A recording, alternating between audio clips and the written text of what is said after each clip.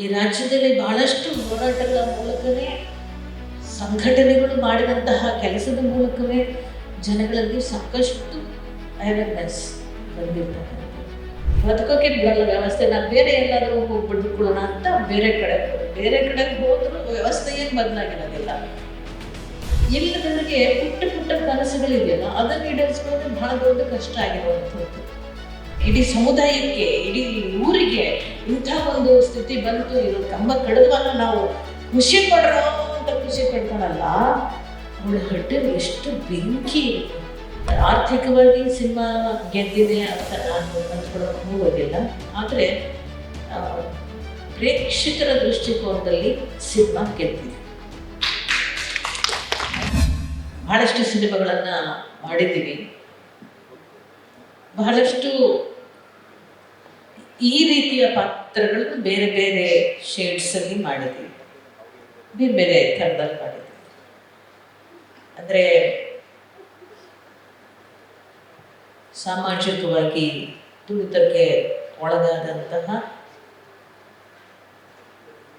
ಮನುಷ್ಯರುಗಳು ಏನಿದ್ದೀವಿ ಅಂಥ ಒಂದೊಂದು ಪಾತ್ರಗಳನ್ನು ನಾವು ಸಾಕಷ್ಟು ಮಾಡಿದೆ. ಯಾಕೆ ನಾನು ಮತ್ತೆ ವಿಜಯ್ ಮಾಡಿದ್ದದ್ದು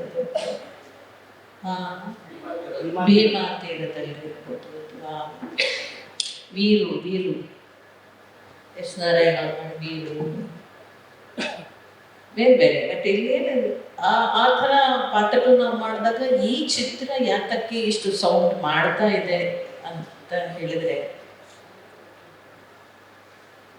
ಇದರಲ್ಲಿ ಕೊನೆಯ ಎಂಡ್ ನಾನು ಅವ್ರಿಗೆ ಶಿಕ್ಷೆ ಕೊಡೋದು ಬಹಳ ದೊಡ್ಡದಲ್ಲ, ನನಗಿಂತಲೂ ದೊಡ್ಡದಾದದ್ದು ಈ ದೇಶದಲ್ಲಿ ಸಂವಿಧಾನ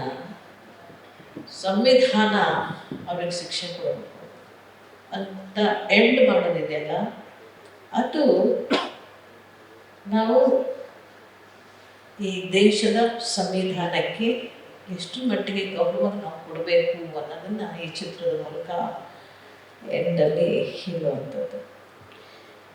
ಒಟ್ಟಾರೆ ಆಶಯ ಕೂಡ ಇಡೀ ಚಿತ್ರದ್ದು ಅದೇ ಆಗಿದೆ ಕೂಡ. ಶಿಕ್ಷಣ, ಹೋರಾಟ, ಸಂಘಟನೆ, ಮಗಳಿಗೆ ಶಿಕ್ಷಣವನ್ನು ಕೊಡಿಸೋ ಅಪ್ಪ, ತನಗೆ ಶಿಕ್ಷಣ ಇರೋದಿಲ್ಲ, ಮಗಳಿಗೆ ಶಿಕ್ಷಣ ಕೊಡಿಸ್ತಾನೆ.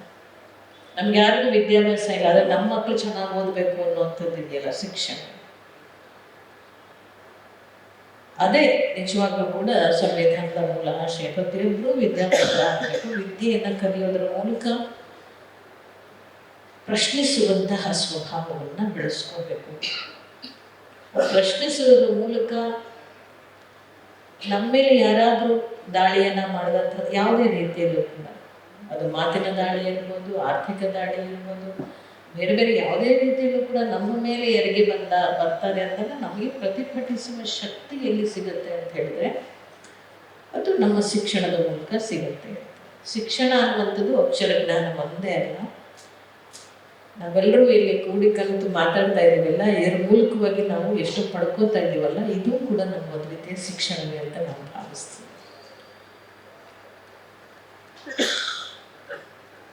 ಇದು ಅಲ್ಲಲ್ಲಿ ಚಿತ್ರದಲ್ಲಿ ಸಮಾಜದಲ್ಲಿ ನಡೆದಿರುವಂತಹ ಘಟನೆಗಳನ್ನು ಅಲ್ಲಲ್ಲಿ ಇಟ್ಟಿರ್ತಕ್ಕಂಥದ್ದು ನಾವು ನೋಡ್ತೇವೆ. ಅದು ಮೊದಲೇ ಹೇಳ್ತಾರೆ 1982 ಈ ಕಥೆ 1982 ತಗೊಂಡು ಹೋಗಿ ಹೇಳ್ತಾರೆ. ಆದರೆ ಹಾಗೆ ಹೇಳಬೇಕಾದ ಅಗತ್ಯ ಇಲ್ಲ.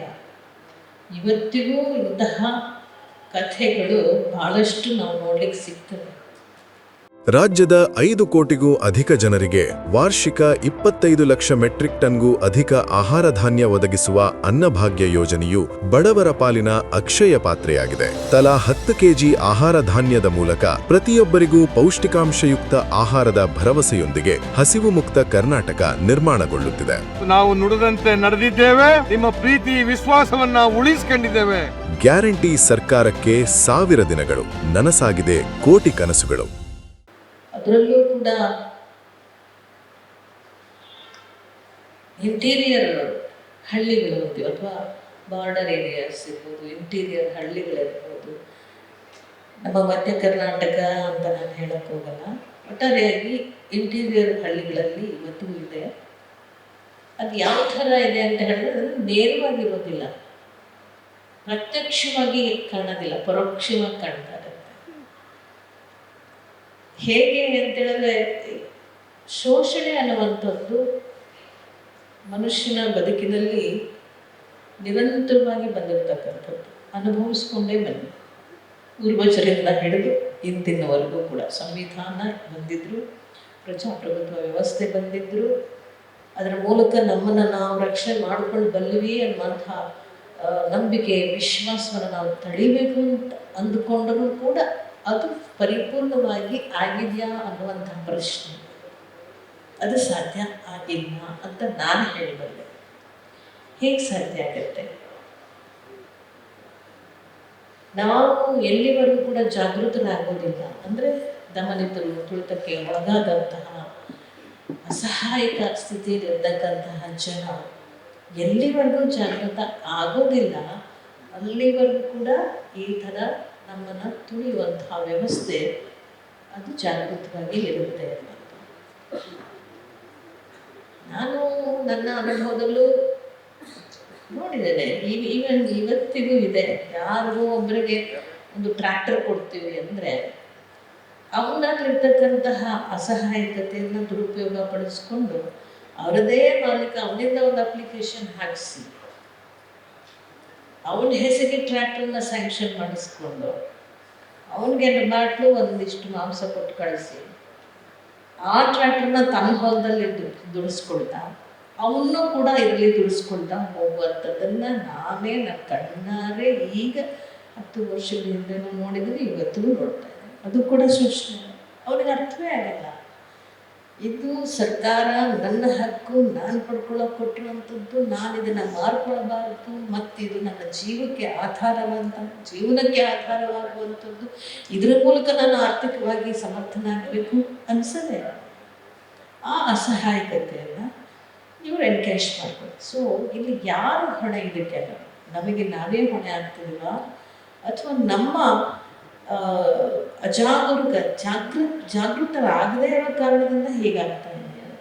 ಎಕ್ಸ್ಪ್ಲಾಯ್ಟೇಷನ್ ಅಂತ ನಾವು ಭಾಳ ಸುಲಭವಾಗಿ ಹೇಳ್ತೀವಿ. ಎಕ್ಸ್ಪ್ಲಾಯ್ಟ್ ಮಾಡೋರ ಬಗ್ಗೆ ನಾವು ಮಾತಾಡೋದಕ್ಕಿಂತ ಎಕ್ಸ್ಪ್ಲಾಯ್ಟಿಂಗ್ ಒಳಗಾಗ್ತಾ ಇದ್ದೀವಲ್ಲ ಅಲ್ಲೂ ಕೂಡ ನಾವು ಯೋಚನೆ ಮಾಡಬೇಕಾಗುತ್ತೆ.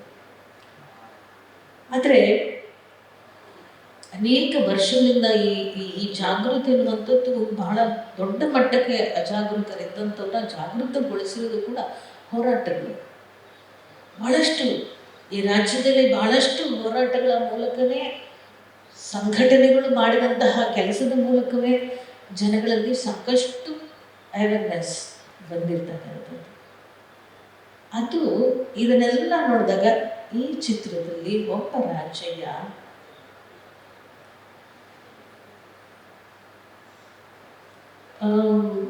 ರಾಜಯ್ಯನ ಮೂಲಕ ಅದನ್ನು ಹೇಳಿಸೋದ್ರ ಜೊತೆಯಲ್ಲಿ ಆಗಾಗ ರಾಜಯ್ಯನೂ ಕೂಡ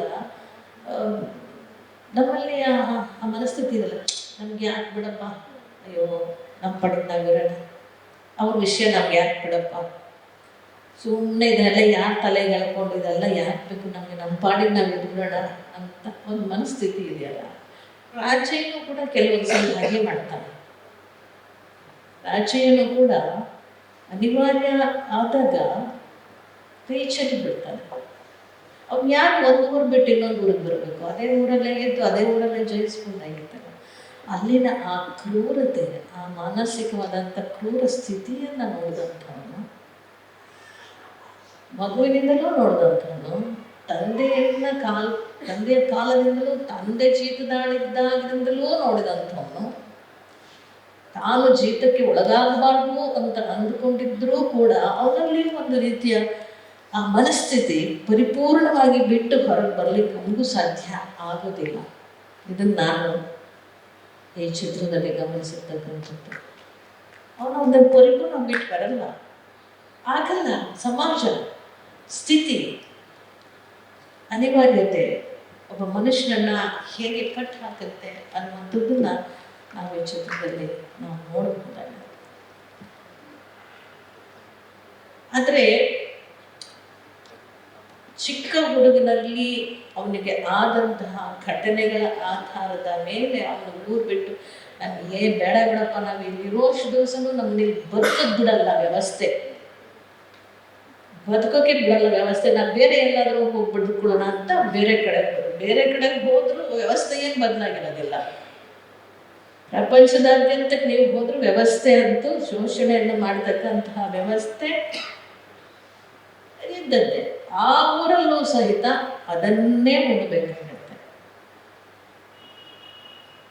ಸೊ ಅಲ್ಲೂ ಸಹ ಅವನು ಮೈಲ್ಡ್ ಆಗಿರುತ್ತೆ ನೋಡಿ. ಅವನು ಅಲ್ಲಿ ಹೋದಾಗ ಕೂಡ ಆ ಹಿಂದಿನ ಅನುಭವದ ಮೇಲೆ ಅವನು ಸೈಲೆಂಟ್ ಆಗಿರ್ತಾನೆ. ಬೇಡ ನಾವು ಸುಮ್ಮನೆ ಬಿಡ, ನಾವು ಏನಾದ್ರು ಮಾಡ್ಕೊಂಡು ಹೋಗಿ ಅದನ್ನು ಒಪ್ಕೊಂಡ್ಬಿಡೋಣ. ಚಪ್ಪಲಿ ತಗೋ, ಚಪ್ಪಲಿ ತಗೋ, ಆಯಿತು ಹೋಗ್ತೇನೆ ಅಂದರೆ ಇರೋ ವ್ಯವಸ್ಥೆ ಜೊತೆ ಹೊಂದ್ಕೊಂಡು ಹೋಗಿ ಬದುಕ್ಬಿಡೋಣ ಅನ್ನೋ ಮನಸ್ಥಿತಿ ಬಂದ್ಬಿಟ್ಟಿರ್ತಾನೆ ರಾಜ್ಯ. ಆದರೆ ಇಲ್ಲಿ ನೀವೆಲ್ಲರೂ ಹೇಳಿದ್ರೆ ಆ ಹೆಣ್ಣು ಮಕ್ಕಳಿದಾರಲ್ಲ, ಅವರಿಗಿರುವ ಒಡಲಿನ ಬೆಂಕಿ ಅದು ಯಾವತ್ತೂ ಮಾರದೇ ಇಲ್ಲ, ಅದು ಸದಾಕಾಲ ಉರಿತಾ ಇರುತ್ತೆ. ಒಬ್ಬ ತಾಯಿ ಒಂದು ಕನಸನ್ನು ಕಟ್ತಾಳೆ, ಅದು ಮಗನ ಮೂಲಕ ಈಡೇರಬೇಕು ಅಂತ. ಅದಕ್ಕೆ ಚಾಲೆಂಜ್ ಹಾಕ್ತಾಳೆ, ಗಡುವು ಕೊಡ್ತಾಳೆ, ಅದಕ್ಕೊಂದು ಷರತ್ತು ಹಾಕ್ತಾಳೆ, ಅವ್ರಿಗೆ ಪ್ರೇರಣೆ ಕೊಡ್ತಾಳೆ. ಅವನಿಗೆ ನಾನು 2 ಎಕರೆ ಜಮೀನು ತಗೊಳ್ಳೇಬೇಕು, ನಾವು ಈ ದಾಸ್ಯದಿಂದ ಹೊರಗೆ ಬರಲೇಬೇಕು, ನನ್ನ ತಾಯಿಯ ಕನಸನ್ನು ನಾನು ಈಡೇರಿಸಲೇಬೇಕು ಅನ್ನೋ ಆ ಪ್ರೇರಣಾ ಶಕ್ತಿ ಆಗೋದು ಒಬ್ಬ ತಾಯಿ. ಆದರೆ ಅದು ಉಳಿಯಲ್ಲ ಅವನಿಗೆ. ಮತ್ತೆ ನಾವು ಏನೇ ಹೋರಾಟ ಮಾಡಿದ್ರೂ ನಮಗಿಂತಲೂ ಶಕ್ತಿಶಾಲಿಯಾದಂಥದ್ದು ನಮ್ಮನ್ನು ಶೋಷಣೆಗೆ ಒಳಪಡಿಸುವಂತಹ ಪಟ್ಟಭದ್ರ ಹಿತಾಸಕ್ತಿ. ಇದು ಎಲ್ಲರ ಜೀವನದಲ್ಲೇ ನಡೆಯುತ್ತೆ. ಇದೆಲ್ಲೋ ಒಂದು ಕಡೆ ದಲಿತರಿಗೆ ನಡಿಬೇಕು ಅಥವಾ ಹಿಂದುಳಿದ ವರ್ಗದವ್ರಿಗೆ ನಡಿಬೇಕು, ಮುಂದುವರೆದವ್ರಿಗೆ ಹಂಗಲ್ಲ. ಅದು ಜಾತಿ ಆಧಾರದಲ್ಲ. ಇದು ಸಾಮಾಜಿಕವಾಗಿ ಆರ್ಥಿಕವಾಗಿ ಇರುವ 2 ಸಂಘರ್ಷಗಳು, ಒಂದು ಉಳ್ಳವನು ಇಲ್ಲದವನು. ಅದಕ್ಕೆ ಜಾತಿ ಧರ್ಮ ಭೇದ ಇನ್ನೊಂದು ಏನು ಬೇಕಾಗಿಲ್ಲ, ಉಳ್ಳವನು ಇಲ್ಲದವನು. ಆ ಉಳ್ಳವನಿಗೆ ಜೀವಪರ ಚಿಂತನೆಗಳು ಇರೋದಿಲ್ಲ. ಉಳ್ಳವನಿಗೆ ನಾನು ಇನ್ನಷ್ಟು ಪ್ರವರ್ಧಮಾನಕ್ಕೆ ಹೋಗಬೇಕು, ಎಲ್ಲ ಸಂಪನ್ಮೂಲಗಳು ನನ್ನ ಬಳಿಯೇ ಇರಬೇಕು ಅನ್ನುವಂಥ ಒಂದು ಆಸೆ. ಅದು ಒಬ್ಬ ಮಹಾರಾಜರಿಗೆ ನನ್ನ ಸಾಮ್ರಾಜ್ಯ ವಿಸ್ತರಣೆ ಮಾಡಿಕೊಳ್ಬೇಕು, ನಾನು ಇನ್ನಷ್ಟು ಖಜಾನೆ ತುಂಬ್ಕೋಬೇಕು ಅಂತ ಅವನು ಒಂದಿರುತ್ತ. ಹಾಗೆ ಉಳ್ಳವರ ಸ್ಥಿತಿಯನ್ನು ಅನುಭವಿಸ್ತಕ್ಕಂಥದ್ದು. ಇಲ್ಲದವರಿಗೆ ಪುಟ್ಟ ಕನಸುಗಳಿದೆಯಲ್ಲ, ಅದನ್ನು ಈಡೇರಿಸ್ಕೊಳ್ಳೋದೇ ಬಹಳ ದೊಡ್ಡ ಕಷ್ಟ ಆಗಿರುವಂಥದ್ದು. ಬಿಡತ್ತಿಲ್ಲ ಅಂತ ಅದನ್ನು ಬಹಳ ಚೆನ್ನಾಗಿ ಈ ಚಿತ್ರದಲ್ಲಿ ತೋರಿಸ್ಕೊಟ್ಟಿರ್ತಕ್ಕಂಥದ್ದನ್ನು ನಾವು ಕಾಣ್ತೀವಿ. ಮತ್ತೆ ಇಷ್ಟೇ, ಏನು ಮಾಡೋಕ್ಕಾಗಲ್ಲ, ಸುಮ್ಮನಾಗ್ಬಿಡೋಣ ಅಂತ ಹೆಂಡತಿ ಮಗನ ಕರ್ಕೊಂಡು ಬಂದ ನಂತರವೂ ತಂಪಾಡಿ ತಾವು ಜೀವನ ಮಾಡೋಕ್ಕೂ ಬಿಡದೇ ಇರ್ತಕ್ಕಂಥ ಒಂದು ಸ್ಥಿತಿ ನಿರ್ಮಾಣ ಆದಾಗ ಮತ್ತೆ ಅವನಲ್ಲಿ ಇದ್ದಂತಹ ಹಠ, ಛಲ, ಆಕ್ರೋಶ ಒಳಗೆ ಇರುತ್ತೆ, ಒಳಗೆ ಇರುತ್ತೆ. ಮತ್ತೆ ಅದು ಹೊರಗಿಡಬೇಕಾದ್ರೆ ಮತ್ತೆ ತನ್ನ ಹೆಂಡತಿ ಕಾರಣ ಆಗ್ತಾಳೆ, ಮತ್ತೆ ಒಂದು ಹಾಕ್ತಾಳೆ, ಮತ್ತೆ ಅವನಿಗೆ ತಗೊಳ್ತಾನೆ. ಹೆಂಗೂ ಸಾಯ್ತೀವಿ ಬಿಟ್ಟು ಹಾಕಿ ಹೋಗೋದ್ಲಾಗೆ ನಾವು ಹೋರಾಟನೇ ಮಾಡ್ಬಿಡೋಣ ಅಂತೀವಿ, ಮತ್ತೆ ಹೋರಾಟ ಶುರು ಮಾಡ್ತಾನೆ. ಹಾಗಾಗಿ ಇದು ಈ ಕಿಚ್ಚು ಅನ್ನುವಂಥದ್ದು ಯಾರಾದರೂ ಹಚ್ಚಬೇಕದನ್ನು. ಕಿಚ್ಚು ಯಾರಾದ್ರೂ ಇದ್ರೆ ಒಳಗಡೆ ಅದಕ್ಕೊಂದಿಷ್ಟು ಯಾರಾದ್ರೂ ಚುಚ್ಚಿದಾಗ ಇನ್ನೊಂದಷ್ಟು ಕಿಚ್ಚು ಹೇಳುತ್ತಾನೆ. ಹಾಗೆ ಈ ಒಟ್ಟಾರೆಯಾಗಿ ಈ ಚಿತ್ರದಲ್ಲಿ ಒಳ್ಳೆಯ ಒಂದು ವಿಷಯ ವಸ್ತುಗಳನ್ನು ಇಟ್ಕೊಂಡು ಮಾಡಿದ್ದಾರೆ. ನನಗೆ ಯಾರೋ ಕೇಳಿ ನನಗೆ ಅನಿಸ್ತಾ ಇತ್ತು, ನಾನು ಸ್ವಲ್ಪ ಲೌಡ್ ಆಗಿಬಿಟ್ಟೆ. ನನಗೆ ಅನಿಸ್ತು ಇಷ್ಟು ಬೇಕಿತ್ತ ನನಗೆ ಅನಿಸ್ತು. ಬಟ್ ಅಲ್ಲಿ ಮಾಡವ ಬೇಕು ಅನಿಸ್ಬಿಟ್ಟು, ಆಮೇಲೆ ನಾನೊಬ್ಬರು ಕೇಳಿದೆ, ನಾನು ಇದೇ ಥರನೇ ನಮ್ಮ ವಿಚಾರವಂತರು ಪ್ರಗತಿಪರರು ಹೋರಾಟಗಾರರು ಸ್ವಲ್ಪ ಜಾಸ್ತಿ ಆಗುತ್ತಲ್ವಾ ಅಂತ ಅನಿಸ್ತಾ ಇದೆ ನನಗೆ. ನಿಮಗೆ ಅನಿಸ್ತು? ಖಂಡಿತವಾಗ್ಲೂ ಇಲ್ಲ. ಯಾಕಂದರೆ ಮಳೆಯೇ ಕಾಣದೇ ಇರತಕ್ಕಂತಹ ಪರಿಸ್ಥಿತಿಯಲ್ಲಿ ತುಂತುರು ಹನಿಗಳು ಬಿದ್ದು ಬಿಟ್ಟರೆ ಮಳೆಯನ್ನು ನೋಡಿ ನಾವು ಎಷ್ಟು ಸಂತೋಷ ಪಟ್ಕೊಂಡು ಹೊರಗಡೆ ಓಡಿ ಬಂದು ಮಳೆಯನ್ನು ಎಂಜಾಯ್ ಮಾಡ್ತೀವಲ್ಲ, ಹಾಗಿದೆ ಆ ಒಂದು ಸ್ಥಿತಿ ನಿಮ್ಮದು. ಅಂದರೆ ಕಂಬವನ್ನು ಕೆಡವುದಾಗ ಸಾಧ್ಯವೇ ಇಲ್ಲ.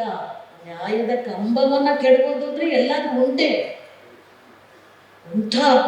ಇಡೀ ಊರನ್ನೇ ತನ್ನ ಶಕ್ತಿಯಲ್ಲಿ ಇಟ್ಕೊಂಡಿರ್ತಕ್ಕಂಥ ಮುಂದೆ ಕಂಬನ ಕೆಡಬಿಡ್ತಾನೆ. ಯಾರು ಕೆಲಸಕ್ಕೆ ಬರ್ತಾನೋ, ಯಾರೋ ಜೀವದ ಮಗ ಕಂಬದಲ್ಲಿ ಕೆಡಬಿಡ್ತಾನೆ ಅಂದರೆ, ಒಂದು ಮಗುವಿನಿಂದ ಆ ಒಂದು ದೇವರನ್ನ ಮುಟ್ಟಿಸ್ಬಿಡ್ತಾನೆ, ಹತ್ತಿಸಿ ಅದನ್ನು ಮುಟ್ಟಿಸ್ಬಿಡ್ತಾನೆ ಅಂತಂದರೆ, ನಮಸ್ಕಾರ ಮಾಡಿಸ್ಬಿಡ್ತಾನೆ. ಆ ತಾಯಿಗೆ ಈಗೇನು ಜೀವನದಲ್ಲಿ ಕಂಡೇ ಇರಲಿಲ್ಲ. ಅವಳೇನು ಕಂಡೇ ಇಲ್ಲ. ಅವ್ರು ಯಾವತ್ತಿದ್ರು ಕೂಡ ಅನ್ನ ತಟ್ಟೆ ಮುದ್ದೆ ಕೊಟ್ಟರೆ ಮುದ್ದೆನೇ ಬೇಕಾದ್ರೆ ಕಾಲಲ್ಲಿ ಒದ್ರೆ ಅದು ಮಣ್ಣಲ್ಲಿ ಬಿದ್ದರೂ ಕೂಡ ಆ ಮುದ್ದೆ ಮತ್ತೆ ತೊಳ್ಕೊಂಡು ತಿಂದಂಥ ಅಭ್ಯಾಸ ಇರುತ್ತೆ. ಮತ್ತು ಇದನ್ನು ಅನುಭವಿಸಿ ಗೊತ್ತೇ ಇಲ್ಲ ಜೀವನದಲ್ಲಿ. ಆ ಆನಂದ ಹೇಗಿರ್ಬೋದು, ಆ ಒಳಗಿನ ಸಂಕಟ ಆಗಿದೆ ಹೇಗಿರ್ಬೋದು, ಅದು ಒಂದು ವಿಜಯ, ಒಂದು ಗೆಲುವು ಅವರಿಗೆ, ಆ ತಾಯಿಗೆ.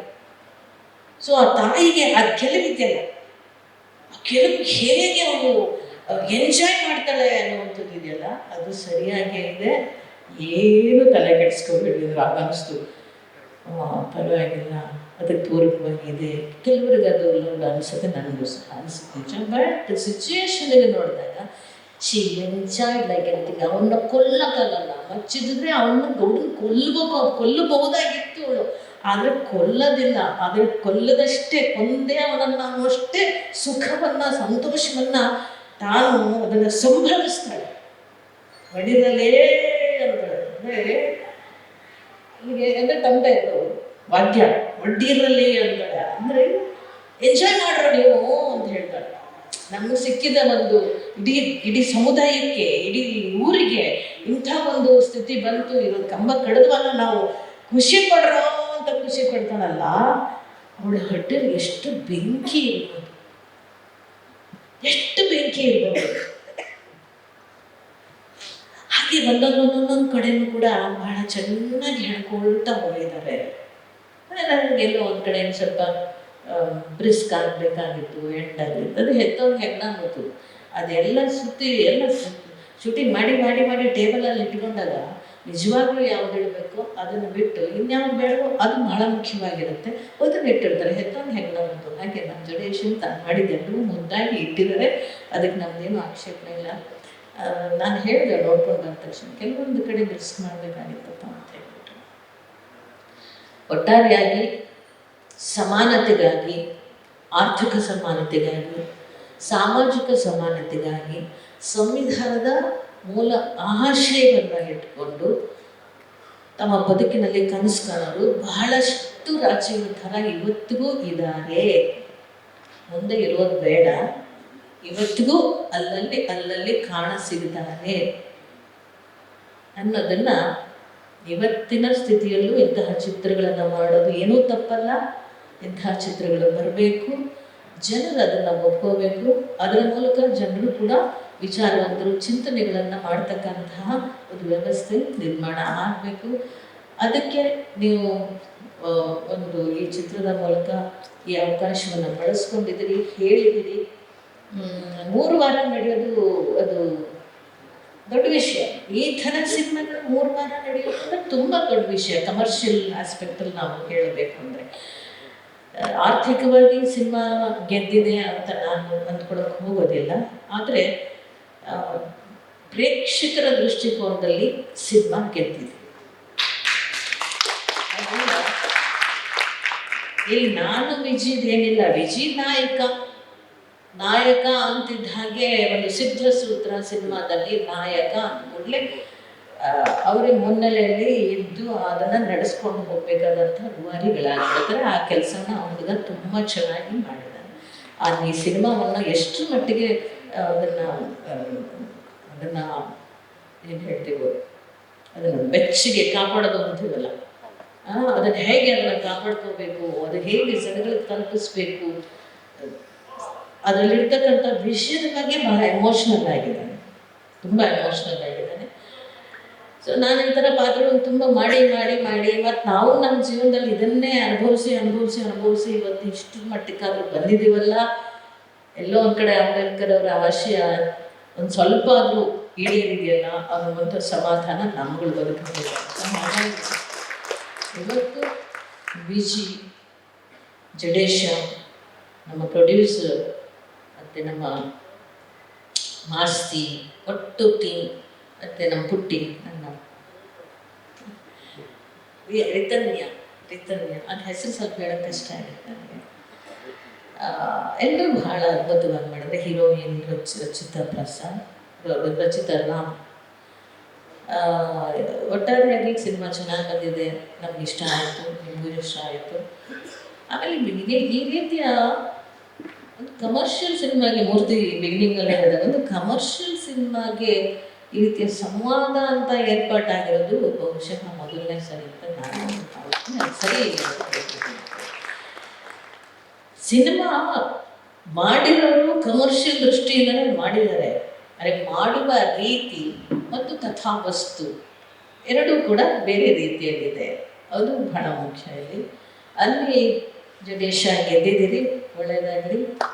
ಬಹುಶಃ ನಿಮ್ಮ ಕಾಟೇರಾಗಿಂತಲೂ ನಿಮ್ಮ ಕಾಟೇರ ತುಂಬ ಚೆನ್ನಾಗಿ ಗೆದ್ದು, ಆದರೆ ಆ ವಿಷಯ ವಸ್ತುವಿಗಿಂತಲೂ ಈ ವಿಷಯ ವಸ್ತು ಸ್ವಲ್ಪ ಭಿನ್ನವಾಗಿದೆ, ಚೆನ್ನಾಗೂ ಇದೆ ಅಂತ ನಾನು ಹೇಳೋಕ್ಕೆ ಬಯಸ್ತೀನಿ. ನೀವೆಲ್ಲರೂ ಈ ಸಿನಿಮಾನ ಉಳಿಸ್ಕೊಳ್ಳಿಕ್ಕೆ ಭಾಳ ಶ್ರಮ ಪಟ್ಟಿದ್ದೀರಿ. ಉಳಿಯತ್ತೆ, ಅಂಥ ತೊಂದರೆ ಆಗೋದಿಲ್ಲ, ಒಳ್ಳೆಯದಾಗತ್ತೆ. ಇನ್ನು ಮುಂದೆ ಒಳ್ಳೆ ಚಿತ್ರಗಳನ್ನ ಮಾಡಿ ಅಂತಕ್ಕಂಥದ್ದನ್ನ ಹೇಳಿ, ಇದು ಯಾರಿಗೋಸ್ಕರ ಮಾಡಿರೋದು, ಯಾರೋ ಒಂದು ವರ್ಗದವರಿಗನ್ನ ಗುರಿ ಮಾಡ್ಕೊಂಡು ಮಾಡಿರುವಂಥ ಚಿತ್ರವೂ ಅಲ್ಲ, ಯಾರನ್ನೋ ಗುರಿ ಇಟ್ಕೊಂಡು ಮಾಡಿರುವಂಥದ್ದಲ್ಲ. ಇದು ಸರ್ವರಿಗೂ ಸಲ್ಲುವಂತಹ ಚಿತ್ರ. ಯಾರಿಗೆ ಸಲ್ಲಬೇಕು ಅವರಿಗೆ ಸಲ್ಲಬೇಕು, ಯಾರಿಗೆ ಮುಟ್ಟಬೇಕು ಅವ್ರಿಗೆ ಮುಟ್ಟಬೇಕು ಅಲ್ಲ, ಎಲ್ಲರಿಗೂ ಮುಟ್ಟಬೇಕು. ಮನುಷ್ಯತ್ವ ಅಂತಿರುವ ಯಾವನೇ ಒಬ್ಬ ಮನುಷ್ಯ ಅಂತಿದ್ರೆ ಅವನಿಗೆ ಅದು ಜೀವಪರವಾಗಿರುವಂತಹ ಮನುಷ್ಯರು ಯಾರೇ ಇದ್ದರೂ ಇಂತಹದ್ರ ಬಗ್ಗೆ ಚಿಂತನೆಗಳನ್ನು ಮಾಡಬೇಕಾಗಿ. ಈಗಲೂ ಇಂಥದ್ದು ಇದೆಯಾ ಅಂತಂದರೆ ಅವರಿಗೆ ಅರಿವಿನ ಕೊರತೆ ಇದೆ. ಈ ಮಣ್ಣಿನ ಆಗುಹೋಗುಗಳ ಬಗ್ಗೆ, ಮನುಷ್ಯ ಜೀವನದ ಆಗುಹೋಗುಗಳ ಬಗ್ಗೆ ಸಾಮಾಜಿಕವಾಗಿ ಅರಿವಿನ ಕೊರತೆ ಇದೆ ಅಂತ ನಾವು ಅಂದ್ಕೋಬೇಕು. ಆ ಕೊರತೆಯನ್ನು ನೀಗಿಸೋದು ಮಕ್ಕಳ ಮೂಲಕವಾಗಿ ನೀಗಿಸ್ಬೇಕಾಗಿದೆ. ಮಕ್ಕಳಿಗೆ ಈ ಚಿತ್ರವನ್ನು ತೋರಿಸಿದ್ವಿ ಅಂತ ಹೇಳಿದ್ರಿ ನಮ್ಮ ದಾವಣಗೆರೆಯವ್ರನ್ನ. ಆ ಕೆಲಸ ಹೆಚ್ಚು ಆಗಬೇಕು. ಈಗೆಲ್ಲ ಆರ್ಟ್ಸ್ ಯಾರು ತಗೊಳ್ಳಲ್ಲ, ಭಾಳ ಕಡಿಮೆ ತಗೊಳ್ಳೋದು. ಎಲ್ಲ ಬರೀ IT, ಕಾಮರ್ಸ್, ಸೈನ್ಸ್. ಈ ಸೈನ್ಸು, ಕಾಮರ್ಸು, IT ಓದಿದ ಮಕ್ಕಳಿಗೆ ಚರಿತ್ರೆ ಏನೂ ಗೊತ್ತಿರಲ್ಲ. ಅದು ನಾವೇ ತಪ್ಪು ಮಾಡ್ತೀವಿ, ಏನು ಚರಿತ್ರೆ ಗೊತ್ತಿರಲ್ಲ. ಸೊ ಆಗ ನೋಡಿ, ನಿಮ್ಮ ಮಕ್ಕಳು ನೋಡ್ಬೇಕು, ಬೇಕಾದ್ರೆ ಕೇಳಿ ನೋಡಿ. ಅದೇ ಆರ್ಟ್ಸ್ ಓದಿದ ಮಕ್ಕಳಿಗೆ ನೀವೇನೇ ಚರಿತ್ರೆ ಪ್ರಶ್ನೆ ಕೇಳಿದ್ರು ಒಂದಿಷ್ಟು ತಿಳ್ಕೊಂಡಿರ್ತಾರೆ, ಹೇಳ್ತಾರೆ. ನಿಮ್ಮ ಸೈನ್ಸ್ ಓದಿದ ಮಕ್ಕಳಿಗೆ ಏನೇನೋ ಗೊತ್ತಿಲ್ಲ, ನಮ್ಮ ಮನೇಲೇ ಇದ್ದಾರೆ. ನನ್ನ ಮಗಳಿಗೆ ಕೇಳಿ, ನಥಿಂಗ್, ಝೀರೋ. ನನ್ನ ಮಗನ ಕೇಳಿ, ಸೂಪರಾಗಿ ಹೇಳ್ತಾರೆ. ಅವ್ರು ಹಿಸ್ಟ್ರಿ ತುಂಬ ಇಷ್ಟವಾದ ಸಬ್ಜೆಕ್ಟ್, ತುಂಬ ಸೂಪರಾಗಿ ಹೇಳ್ತಾರೆ. ಸೊ ಹಾಗೆ ನಾವುಗಳು ಎಲ್ಲೋ ತಪ್ಪು ಮಾಡ್ತಾ ಇದ್ದೀವಿ. ಜೀವನದ ಆಧಾರಕ್ಕೋಸ್ಕರವಾಗಿ ಓಟದ ಜೊತೆ ಓಡ್ತಾ ಇದ್ದೀವಿ. IT, BT ಇರೋದು ಯಾವ ಸೈನ್ಸ್ ಅಂದ್ಕೊಂಡು ಅನಿವಾರ್ಯ ಆಗ್ತದೆ. ಈಗ ಮತ್ತೆ ಚರಿತ್ರೆಯನ್ನು, ಇತಿಹಾಸವನ್ನು ನಮ್ಮ ಮಕ್ಕಳು ಕಲಿಸ್ಬೇಕು ಅಂತ ಇಲ್ಲಿಂದ ಕಲಿಸ್ತೀರಿ. ಹೇಗೆ ಕಲಿಸ್ತೀರಿ? ಅದು ಹುಟ್ಟಿನಿಂದಲೇ ಬರಬೇಕು, ಕುಟುಂಬದಿಂದಲೇ ಬರಬೇಕು. ಇದು ಬಹಳ ಚಾಲೆಂಜಿಂಗ್ ಸಬ್ಜೆಕ್ಟ್. ಸೊ ಹಾಗಾಗಿ ಒಳ್ಳೆಯದಾಗಲಿ ಅಂತ ಹೇಳ್ತೀನಿ. ಮತ್ತಷ್ಟು ವಿಶೇಷ ವಿಡಿಯೋಗಳನ್ನು ನೋಡಲು ಮತ್ತು ಹೊಸ ವಿಡಿಯೋಗಳ ಬಗ್ಗೆ ತಿಳಿಯಲು EDina.com ಯೂಟ್ಯೂಬ್ ಚಾನೆಲ್ ಸಬ್ಸ್ಕ್ರೈಬ್ ಮಾಡಿ ಮತ್ತು ಬೆಲ್ ಐಕಾನ್ ಕ್ಲಿಕ್ ಮಾಡಿ.